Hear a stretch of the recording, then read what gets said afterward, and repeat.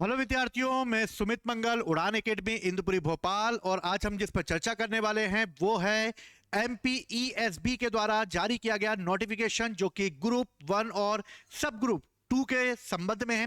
यानी कि ईएसबी ने अपना जो एक कैलेंडर जारी किया था 2026 में कि वो कौन कौन से एग्जाम लेने वाला है, उसी के तहत उसने अपना पहला एग्जाम कंडक्ट कराने के लिए नोटिफिकेशन जारी कर दिया है। यानी कि व्यापम जो है वो लगातार अपने इन सभी एग्जामों को कंडक्ट कराएगा और इसी के तहत आपकी तैयारी को बेहतर करने के लिए उड़ान एकेडमी आप लोगों के साथ है। यानी कि ये जो तैयारी आप करेंगे उसको पूरी लगन के साथ करिए, क्योंकि इस बार बहुत सारी वैकेंसी आने वाली है। रेलवे ने भी अपना कैलेंडर जारी किया है, जो कि अनऑफिशियली रूप से अगर देखा जाए तो लगभग 25,000 वैकेंसियां इस समय आने वाली हैं। एसएससी भी अपना कैलेंडर जारी कर देगा, जिसमें भी भारी भरकम सरकारी नौकरियों को लाया जाएगा। यानी कि ये साल आपके लिए गोल्डन चांस है। यानी कि आप जो भी तैयारी कर रहे हैं, जो भी विद्यार्थी लगे हुए हैं कॉम्पिटिटिव एग्जामों के लिए, वो अपने सिलेक्शन को लें और अपने माता पिता का सपना साकार करें। तो चलिए हम लोग जानते हैं इसके बारे में कि एग्जाम क्या है। सबसे इंपॉर्टेंट चीज, ये जो एग्जाम जारी किया गया है एमपीईएसबी के द्वारा, ये समूह 1 और समूह यानी कि उप समूह 2 के पदों के लिए जारी किया गया है। आवेदन पत्र भरने की जो तिथि है वो 24/12 रखी गई है और 24/12 से लेकर आवेदन पत्र भरने की अंतिम तिथि जो होगी वो 7/1/2026 रखी गई है। इसके अलावा अगर आप ये आवेदन भरते हैं और आवेदन भरते समय अगर कोई त्रुटि हो जाती है तो इसका संशोधन करने की तिथि भी 24/12/2025 से लेकर ये 12/1/2026 तक रखी गई है। यानी कि ये एग्जाम जो है वो कंडक्ट कराएगी और कंडक्ट कराने के लिए इसकी जो एग्जाम डेट है वो 10 फरवरी से लागू कर दिया जाएगा। यानी 10 फरवरी 2026 से ये एग्जाम प्रारंभ हो जाएगा ग्रुप 2 का, यानी ग्रुप उस समूह का। अब इसके अलावा जो है वो पेपर की अगर हम बात करते हैं तो समूह 1 और समूह 2 जो है यानी उप समूह 2 जो है ये 10 फरवरी 2026 को प्रारंभ होगा। 2 एग्जाम होंगे, फर्स्ट और सेकेंड। फर्स्ट एग्जाम जो होगा उसमें रिपोर्टिंग टाइम 7 बजे और दूसरी की रिपोर्टिंग टाइम 12:30 बजे दी गई है। लेकिन इसमें आपका जो पेपर है वो 9 से लेके 12 के बीच में, यानी कि 3 घंटे के लिए, और 2:30 से लेके 5:30 ये भी 3 घंटे के लिए आयोजित होगा।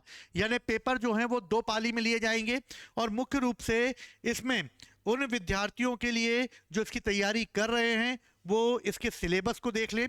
और इसी के साथ अगर हम एज की बात करते हैं तो इसमें ये खुली प्रतियोगिता के रूप में सीधी भर्ती परीक्षा है। यानी कि सभी राज्यों के लोग इसमें एग्जाम दे सकते हैं। इसके अलावा इसकी आयु सीमा जो है वो 18 से 40 वर्ष रखी गई है। इसके अलावा ये जो है तृतीय और चतुर्थ श्रेणी के पदों के लिए निकाली गई पोस्ट है। अगर आप एससी, एसटी, अन्य पिछड़ा वर्ग या फिर निगम मंडल, स्वशासी संस्था या कर्मचारी या नगर सैनिक हैं तो इसके लिए आयु में बढ़ाकर 5 वर्ष यानी कि 18 से 45 वर्ष इसे कर दिया गया है। यानी कि आयु सीमा में 5 वर्ष की इसमें छूट दी गई है। साथ ही मध्य प्रदेश राज्य के रोजगार कार्यालय में जीवित पंजीयन होना अनिवार्य है।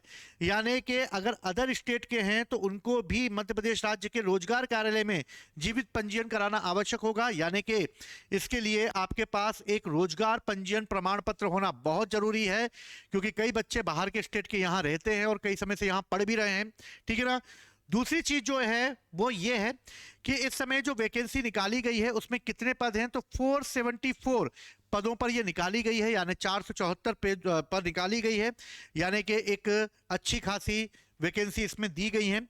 और इसके लिए पेपर का जो पैटर्न है वो पैटर्न कैसा रखा जाएगा, तो पेपर के पैटर्न को 2 फॉर्म में रखा गया है। यानी पेपर ए और पेपर बी, यानी दोनों एक ही ग्रुप में रखे गए हैं।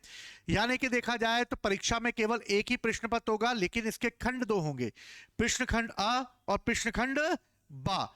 इसमें आ में सामान्य ज्ञान यानी कि हिस्ट्री, ज्योग्राफी, पॉलिटी, इन सबसे रिलेटेड क्वेश्चन पूछे जाएंगे। सामान्य हिंदी, अंग्रेजी, गणित, रीजनिंग यानी तार्किक योग्यता, सामान्य विज्ञान, कंप्यूटर, यानी इन 7 से जो क्वेश्चन पूछे जाएंगे उन क्वेश्चनों की संख्या कितनी होगी, 100 होगी। इसलिए अंक भी कितने रखे गए हैं, 100 रखे गए हैं। इसी के अलावा जो है खंड बा होगा, इसमें भी 100 क्वेश्चन रखे गए हैं और अंक कितने रखे गए हैं टोटल मिला के दोनों के 200, यानी 100 नंबर के ये 2 पेपर होंगे।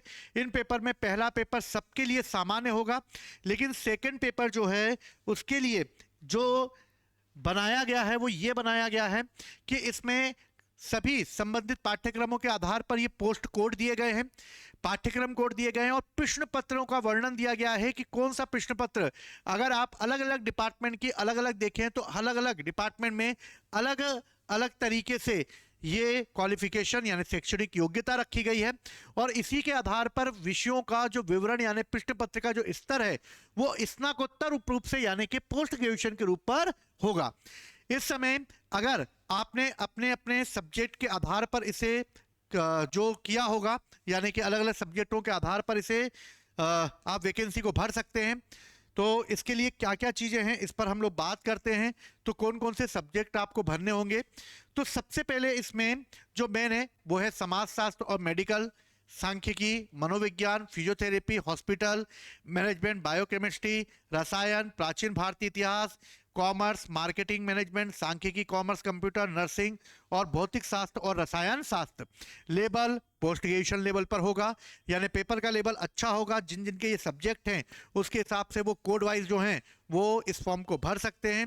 इसके अलावा आप अगर अपनी तैयारी को और बेहतर बनाना चाहते हैं तो उड़ान एकेडमी के साथ जुड़ सकते हैं, क्योंकि उड़ान एकेडमी का कोटेशन ही है कि प्रयास हमारा सफलता आपकी। इसके अलावा तैयारी को हमें इस लेवल पर ले जाना है कि सिलेक्शन कोई रोक ना पाए, और इसी को रखते हुए हमने सभी एग्जाम के लिए अपनी एक ऐसी टीम तैयार की है जो समय समय पर आप लोगों का मार्गदर्शन करती रहेगी। साथ ही अगर आप चाहें तो हमारा उड़ान शिक्षा ऐप डाउनलोड कर सकते हैं, जिसमें आपको कई सारी वैकेंसियों के बारे में जानकारी भी मिलती रहेगी।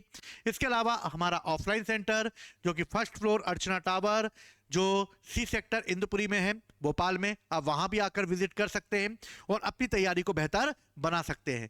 तो इसी के साथ मैं कामना करता हूं जल्दी से जल्दी आप लोग सरकारी नौकरियां लें, अपने माता पिता का सपना पूरा करें और जय हिंद, जय भारत।